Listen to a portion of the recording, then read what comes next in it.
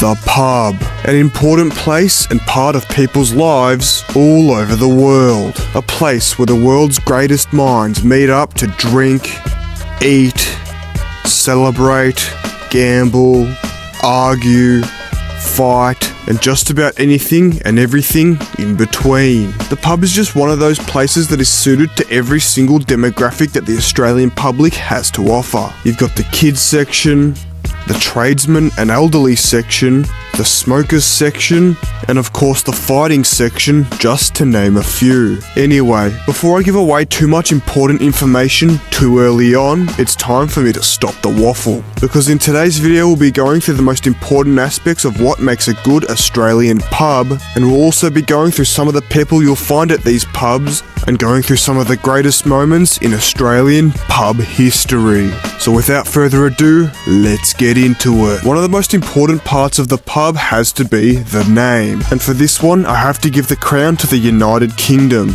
You see, in Australia we have a few funny ones like this and this, but in the United Kingdom the list just seems to be endless. You've got ones like this,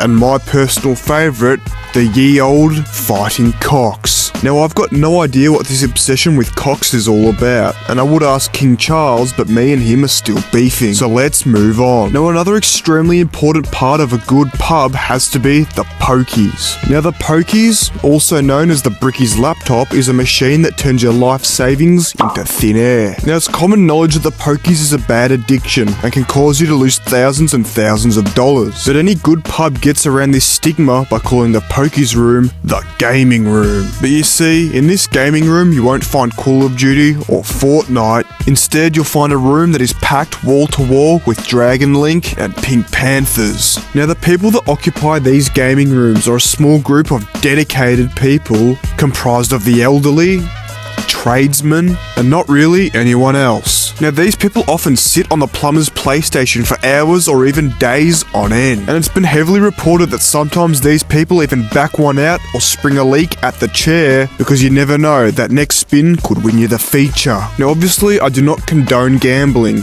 but always remember, while you can only lose 100% of your money, the percentage of your money that you can win is almost infinite. But that's enough waffle about the pensioner's piano, because that's not the only part that makes a good pub. You see, to make it a pub it needs to have a bar, and on one of the walls near the bar there needs to be 28 different TVs playing 28 different horse races and random footy replays. Now the only reason that there's so many TVs on the wall is to give the patrons something to watch when there's no brawl going on. But did you know, if you bring your own universal remote to the pub, you can control these TVs, and that's very handy for something like Grand Final Day, where you can play a little prank on the packed pub by turning the TV off about 30 seconds before the final siren. Now if you remember, about 5 seconds ago I mentioned brawls, and if you pull this little TV prank you might just find yourself in the centre of one, and that's where the pub car park comes in. You see, back in the day drink driving wasn't illegal, and due to the fact that many pubs in Australia are very old and heritage listed, they still have the car parks that they built when they first made them. Now obviously the pub car park is still used for parking, but if you've ever watched the movie Fight Club, you'd also know that it doubles as a boxing arena. Now for obvious reasons I can't really go too in depth on the pub brawls, but you don't really have to search too hard to find footage yourself. Now obviously the main attractions to the pub are the food and drinks, but due to the fact that I've already made a video on food and drinks, we'll keep this one short and sweet. Now obviously being a pub you can get whatever drink you want. Water, soft drink, beer, you name it. But due to the fact that the government raises taxes on alcohol every 6 months and inflation is through the roof, one alcoholic drink will cost you about 4 times what it'd cost just to get it from the bottle shop. But I have heard some rumours on the street that the only way to fix this would be to press that subscribe button. Hey, don't shoot the messenger, I'm just repeating what I've heard. Anyway, now we move on to food. The pub is the home of the healthy meal. You've got things like hot dogs, hot chips, burgers, and chicken nuggets, just to name a few, but everyone knows that the holy grail is the chicken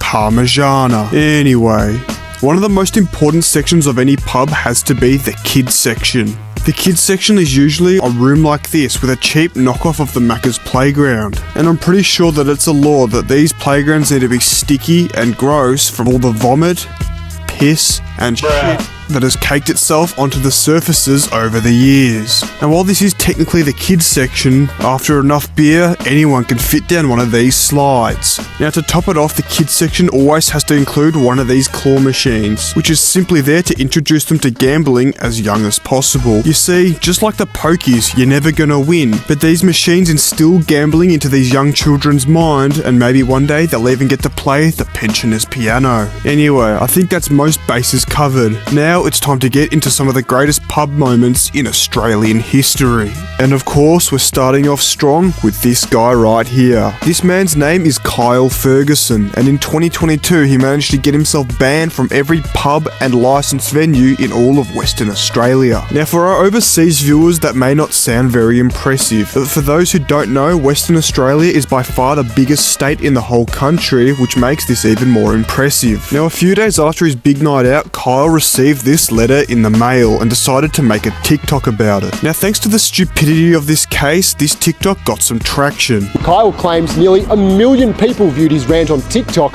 before it was taken down, which brought its attention to the news, who decided to do an interview on our boy Kyle. And in that interview, we discovered the real reason why he was banned from every licensed venue in the whole state of Western Australia. The reason Cowboy's banned for a year from everywhere is because of an alleged tangle at Paramount nightclub last month.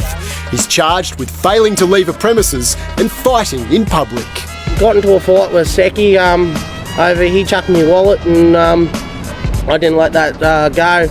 In my own defence, I shouldn't have done it. Now look, I don't know about you guys, but to me, that just sounds like a normal night out. Now obviously, this is not quite the most ideal situation, so Kyle had to plan ahead for his future, and luckily, he had a plan in place already. I most probably should stuff off to the States once I turn 21 and try bull riding for a bit. So if any of you guys ever find yourself in the land of the free and the home of the brave, and you see our boy Kyle doing some bull riding, let him know that Big Daddy YH69 says hello. Anyway, next up we have the one time that these two kangaroos walked into this pub. I even managed to find some photos from a little bit later on in the night. The one time that Gary the Goat ordered a drink at the Poon Carey pub. The one time that Big Les, rest his soul, won $100 million on the pokies.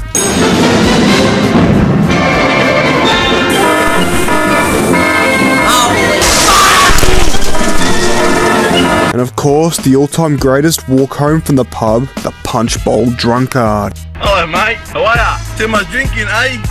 Whoa, whoa, whoa, whoa, whoa. Be careful. Stay. Yeah, hey,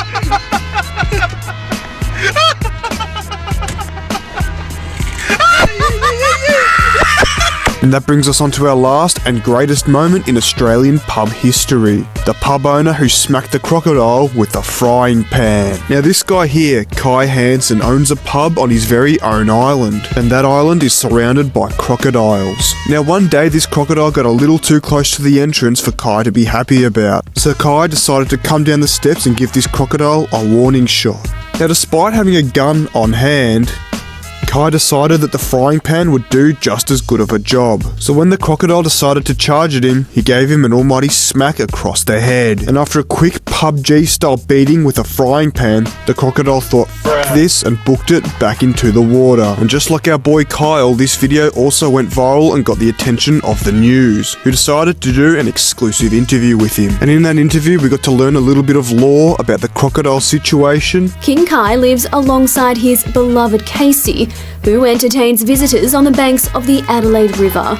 But a rogue croc named Fred has moved in and upset the pecking order. And even got to learn a little bit about our boy Kai, who seems like a pretty chill dude. I just grabbed the frying pan and gave an almighty smack on the nose. Anyway, long story short, the crocodile, Fred, got taken away and probably got told that if he doesn't pull his head in, they're going to turn him into a handbag. And with that, the crocodile situation was rectified and they all lived happily ever after. Now, as much as I would love to continue going through the greatest moments in Australian pub history, it's very hard to find ones that aren't just all-out brawls. So on that note, it's time to end. If you enjoyed this video, make sure to like, subscribe, comment, and share if you'd like to hear more teachings from the Prophet of Yorak Hunt. And if you enjoyed this video so much that you watched it all the way till the end, make sure to comment Must be stuck in third. to let me know.